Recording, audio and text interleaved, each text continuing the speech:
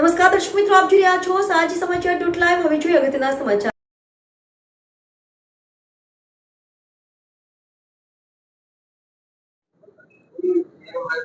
આ પત્રકાર પરિષદમાં વોર્ડલેસ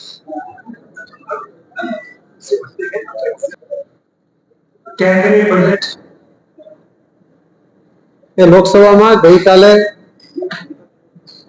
રજૂ કરવામાં આવ્યું। માનનીય પ્રધાનમંત્રી શ્રી નરેન્દ્ર મોદી સાહેબના ત્રીજા ટર્મે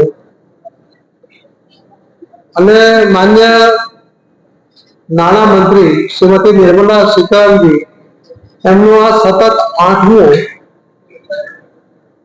આ ફાઇનાન્સનું બજેટ એ આપણી સમક્ષ મૂકવામાં આવ્યું છે। બજેટો તો આવતા રહ્યા છે, દર વખતે એની ચર્ચા પણ થતી હોય છે, એનું મૂલ્યાંકન પણ થતું હોય છે, પત્રકારો દ્વારા પણ એની ઉપર ટીકા ટિપ્પણી લેખો લખાતા હોય છે અને લોકો સુધી એની વાત પહોંચતી હોય છે। પરંતુ માનનીય પ્રધાનમંત્રી નરેન્દ્ર મોદી સાહેબના પ્રધાનમંત્રી બન્યા પછીના દરેક બજેટ વખતે સામાન્ય લોકોને એની પાસેથી આ બજેટને આતુર છે અને મોદી સાહેબ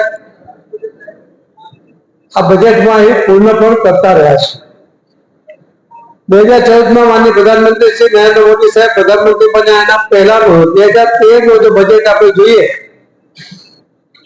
તો 2013ના બજેટની ટોટલ સાઇઝ હતી 16 લાખ કરોડ રૂપિયા।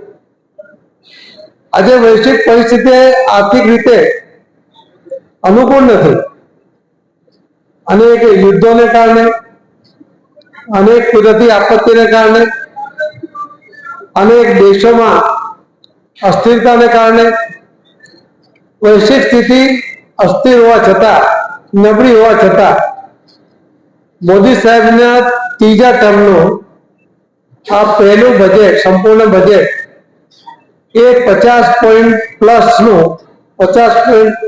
લાખ કરોડનું એ અમને મૂક્યું છે।